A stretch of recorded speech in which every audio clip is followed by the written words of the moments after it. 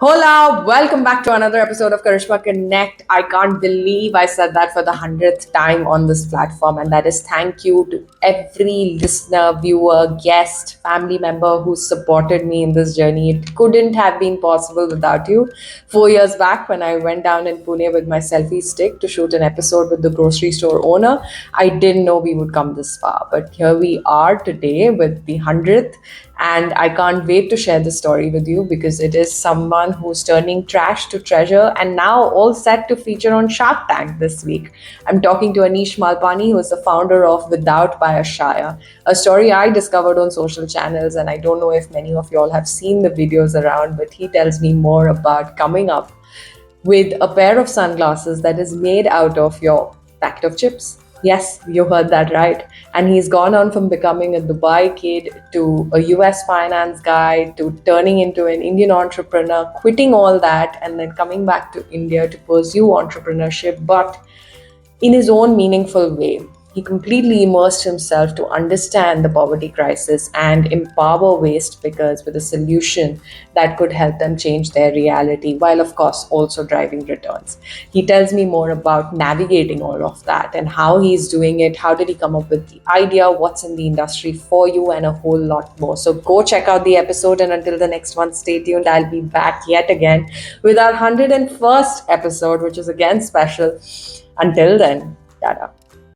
Thank you so much, Anish, for joining me on this episode of Karishma Connect. Can't wait to know more. I have, of course, seen your story across social channels, and that's what caught my eye. And I wanted to cover it because it's extremely unique, I believe, and also extremely purposeful. Not taking too much time, I'd like to dive in straight. Tell me your journey so far. What's it all been about? Yeah, thank you for having me, Krishna, on this. And my journey, or our journey at Without, has been long and interesting. It's not like it's not like things just fell in place. Everything was very calculated. But yeah, just briefly, I was born in India. I grew up in Dubai actually, and went to study undergrad in the US. You know, a lot of kids from Dubai go abroad to study. Yeah, then went to do my undergrad in finance and sports management in the US. And then when I studied finance, I kind of joined the rat race, went into getting a job and trying to make money. Started working as a financial analyst in Texas. Then got promoted and moved to New York. Basically, I was working as a director of finance in New York. I had this great job. I was getting paid really well. Then applied for my green card. I had my own apartment. Had no debt. Everybody, I mean, seems like a great life, but but something was missing. I was pretty depressed. Mm. And sometimes I feel like, did I even have the right to be depressed, right? Because I have everything.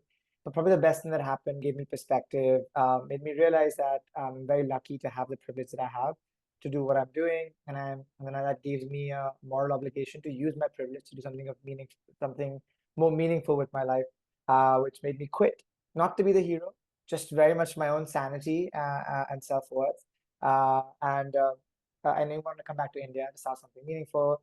But before coming to India, after quitting New York, I went to Guatemala, spent a year there learning about how to make impact in the developing world. Then I spent half a year in Nairobi working with local entrepreneurs there as well. And then came to India, felt prepared. My burning was around poverty, researched poverty, came across the waste space, volunteered to work for a nonprofit in the waste management space in India, then realized what the core issues of the waste space is. And the key learning there was I found that there isn't enough technology that can recycle hard to recycle waste. And if you can fundamentally increase the economic value of waste, all of the incentives align. Also found out that there's this like 4 million waste pickers in India, 1.5 to 4 million waste pickers in India who live really poor lives. And a lot of waste is bad for the environment. It's an economic resource loss. And that's what gave rise to Without. And that's why, so I know it's a really long story, but I think it's important to know that it's not always that entrepreneurs just like, oh, I have an idea, like start Mm. working on the idea. Especially if you're trying to make change, it's always a long-term game, I think it's better to take. Well, the path that I chose was to take more calculated risks and calculated decisions. But how did you kind of deal with the ambiguity of leaving that life behind and then getting into something that you were so passionate about? Or maybe That's a great question. That's a great question. And I don't know. I think first of all, I had a really good support system around me. My parents, who are like the most supportive. Like when I told them I was going to quit, they were like, "Yeah, go for it," very supportive. I also believed in what I did, right? Believed in what I was. Yeah, it's interesting how, unconditional support from parents is important, but you also shouldn't abuse it, because if you keep abusing it, then at some point that breaks. And I feel like that's how do you find the right balance there? But no, it's an excellent support system around me who allowed me to take these risks. That was key. My sister, my friends, and that was important. And also, like, I think the most important part was embracing the ambiguity, right?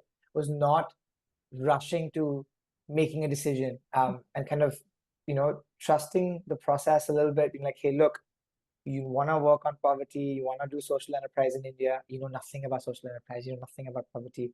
So don't rush into it. Reading one book, reading a few books is not enough. Like, why don't you learn? And, these problems aren't going away tomorrow.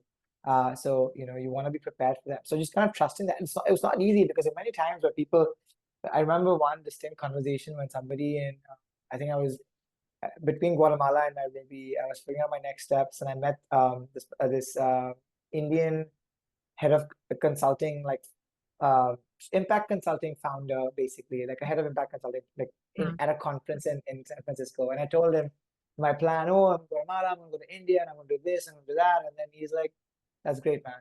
I'm like, "No, but give me feedback. No, I want to know, what do you think? And be honest." Da, da, da. He's like, "Listen, honestly, stop fooling around. Just go to India and start, right?" And that really hits you hard. You're like, "Oh shit, maybe I'm just kind of, delaying the inevitable. I'm not going to actually start." But today I can actually feel very, very comfortable in saying that I think I chose the right path, because you have to be patient, and now I'm reaping the benefits of that patience. I feel like we don't, well, it's still early days, but we s- we don't- I don't think we made the same mistakes that I've seen many other entrepreneurs make early on. And you don't have to make those mistakes to learn from them, right? You make a new kind of mistakes. And so when I started in India, I was very prepared. I still feel very prepared. And I think that, because in the end, you're trying to beat the odds of failure, right? Like 90% of startups fail. Yes. Most impact startups are much harder to run anyway. So you're trying to reduce the probability of failure as much as possible. So I think it was the right decision. But no, you get these existential questions, and then you can't lie. I mean, you can't lie to yourself, at least, right? No, not absolutely. I mean, I think it's better to be realistic because it is a very challenging. And also another thing is you kind of went across from different region to region. Like you went from Dubai, then you went to US, then you went to Nairobi, and then you came back to India. Why India? So I think one of my mentors, one of the people I used to work for in New York, Michelle Lavin. She's great. She's absolute rock star, and I remember she telling me that, listen, set yourself up for success, right? Like, you don't want to get up, you don't want to, you want to try as hard as possible to make sure there's you're increasing your probability of success. And then also there's this movement called, this idea of like maximizing impact in a way, that makes sense. So just keeping this in mind, I was like, if I really want to make change happen, it's hard. India, I don't know where I'm from, but I'm more Indian than I'm anything else. So the chances of me being successful in India are much higher than, let's say, in Kenya or in Guatemala, right? Just by that. And being local matters. And even in India, I was specifically Maharashtra. It wasn't like all of India. I was like, no, it has to be Maharashtra, because those are where my roots are. That's where my extended family is. That's where our family network is. And you want to leverage these things again, because contacts, use that for good things, right? Like, Yeah. we're trying to do good work here. So for all those reasons, India and Maharashtra, and specifically, like, these few cities that I have a network in, made the most amount of sense. Yeah. Again, very calculated. I could have started anywhere in the world, but Yeah, like I that's was, what I'm saying. It's a valid point that you actually zeroed down. And I kind of understand where you're coming from because I did a similar thing back in 2017 where I just went down to India and Bombay specifically because I thought it would be the best exposure that you could get to any market because the kind of diversity that we have back home is unparalleled to any nation, I feel. And then back then, I remember I had interviewed, I don't know if you're aware of them, but there is again a waste management startup called Konnect at the time. Today, I think it's called Recircle, mm, if I'm not not right. wrong, by Rahul and Ani. And Yeah. Gurjap, I'm forgetting his name, but both of them. And I remember interviewing them back in the day during my internship. And that was a very early stage project of waste management and making something out of it. And I remember even back then for them to make awareness out of it was a struggle. It wasn't as easy. Do you think the scene has evolved when you are stepping into it right now? What do you see? What kind of change do you see? What kind of awareness do you see in the audience? I mean, I don't know if I have a good gauge of whether it's improved or gotten worse. And also, like, the more you get, like, I'm inclined to say that, oh, this is getting better because, but that's a recency bias. Like, that's just because I am so closely into this that obviously I think everything is about this. I don't know if it's better or worse than when you had a conversation with Rahul, but it's like, what's a problem that nobody argues about, right? There's no controversy about this problem. It's like, yeah, waste is shit. Yes. We don't think waste picking is a great occupation. Nobody thinks that. So there's always a reason, like nobody's fighting you for it, right? Or like, oh, so, and yeah, if there's a solution, everybody, it's also a necessity because waste needs to be treated, waste needs to be disposed. So it's also important, like it's a core service. And the government's obviously involved, and also now private players are getting involved.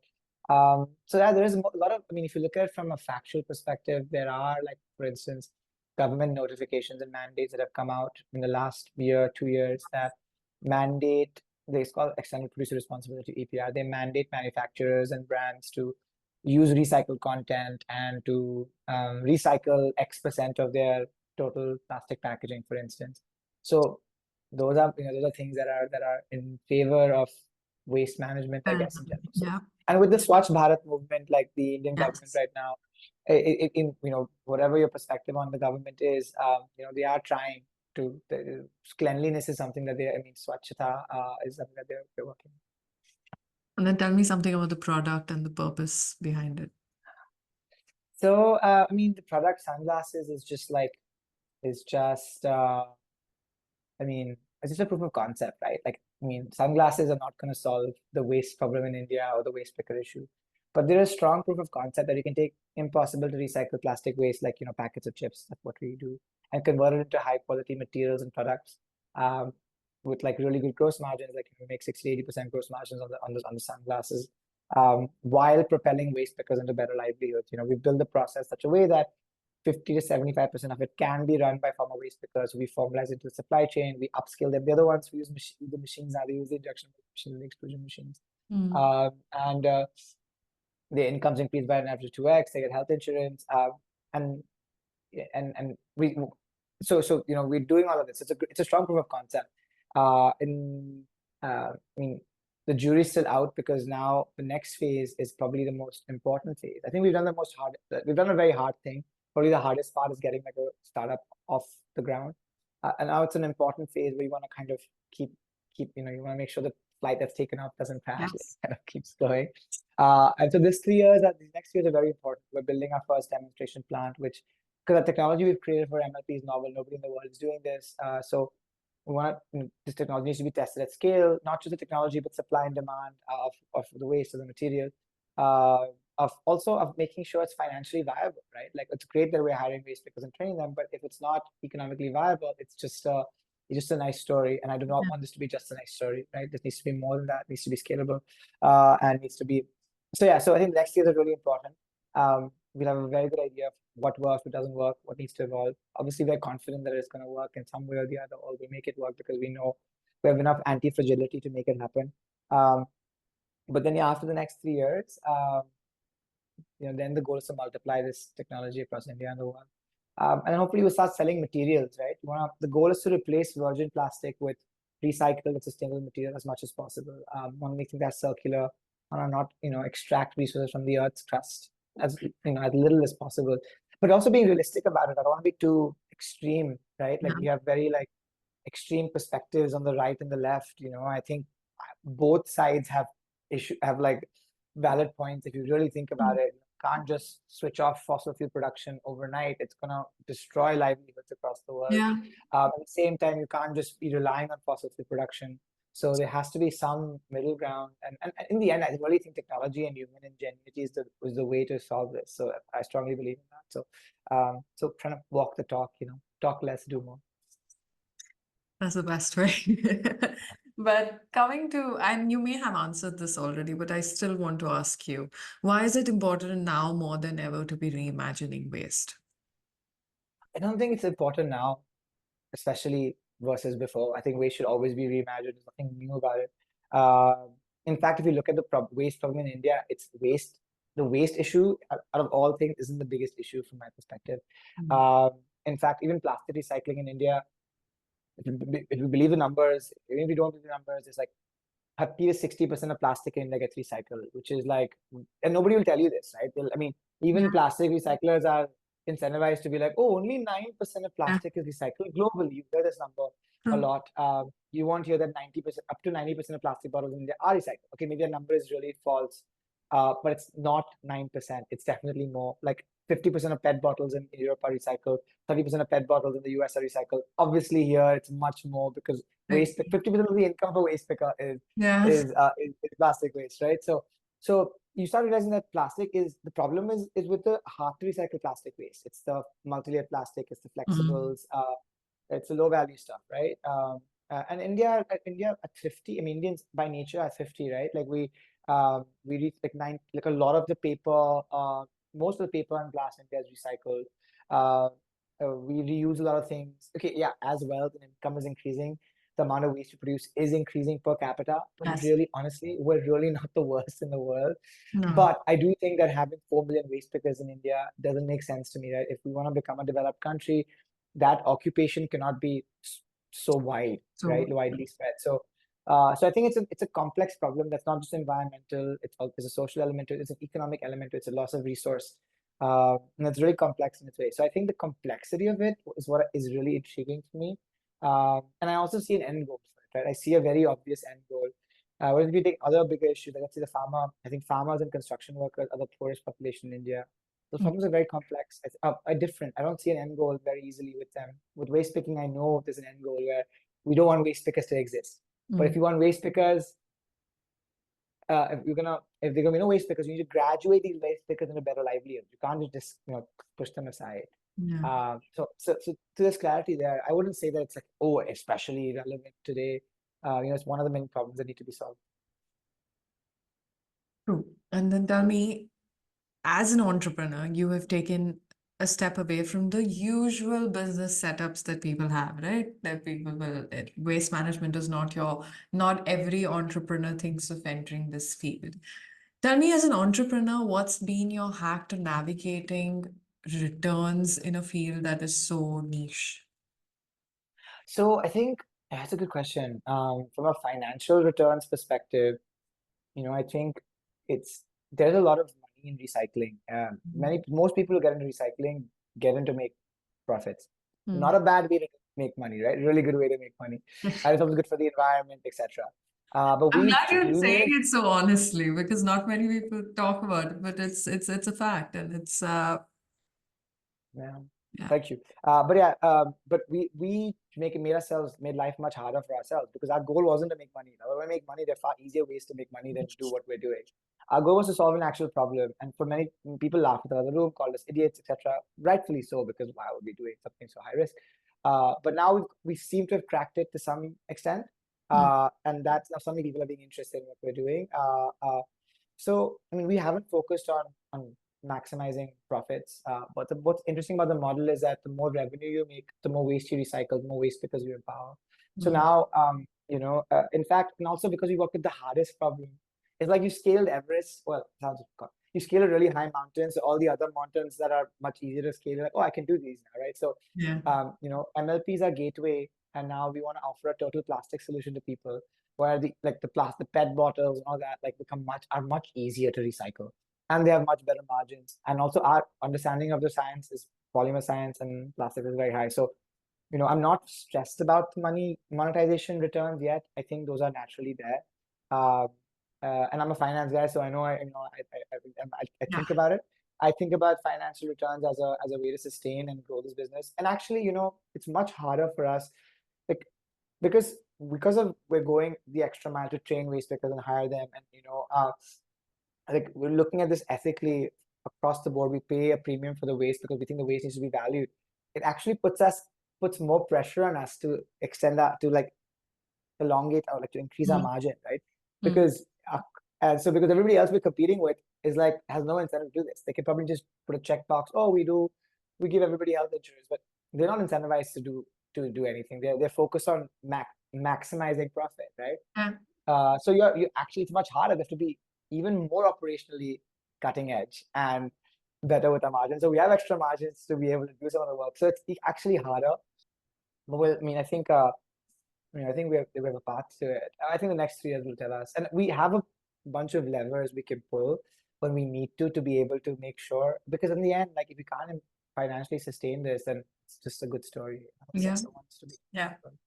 My last question to you, Anish, is tell me maybe tell me the 3 strategies that you have kind of understood from this journey of yours that people or listeners can kind of gain inspiration from and apply when they are looking to set up something of their own. I don't know if it's 3, but I'll tell you what I generally Yes, think go ahead. is important. One is don't become an entrepreneur if you just for the sake of becoming an entrepreneur. It's not a fun, it's not always fun. It's really hard. It involves a lot of compromise. And I think if you want to be an entrepreneur, you should be obsessed with trying to solve the problem. And entrepreneurship is one way of doing it. So like really don't, most entrepreneurs fail. So don't add to the statistic. I actually think that's dumb that 90% startups fail. Like, why are we encouraging that?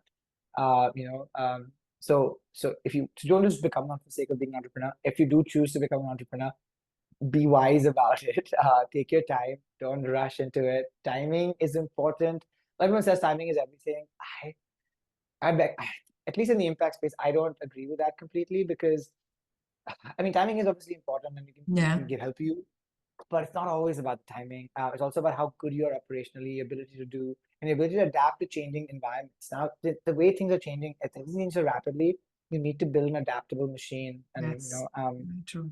So that's the other thing about, so if you're starting, like, be wise. And yeah, and I really believe long-term gratification. Like, I think what's the secret to my, what I think is the secret or what I practice is that uh, how do you take calculated risks that focus on long-term gratification? That's really important. Because what people don't tell you is that delayed gratification eventually arrives, and then people don't have patience for that. But like now, I think 5, 6, 7 years after quitting, I feel some of the gratification. Feel the fruits of the delayed gratification coming to life, and it's really worth it. It's pure. It's very strong. So really focus on taking those calculated risks, and focus on the long term, and yeah, I think those are a couple of things I think to take into consideration if you're considering to be a entrepreneur. Also the last thing, the third thing, maybe I think the future of entrepreneurship is social entrepreneurship. So you want to try to get into this to not only make money but also to solve real problems. I think it's inevitable. The question is how quickly will it happen. But yeah, if you want to be out of the game, I think I personally believe that. Also, it's good for your self-worth and morality. Exactly, encouraging. Well, more power to you and your purpose, Anish. Thank you so much for joining me once again. It's been a pleasure. Thank you, Karishma. Most welcome.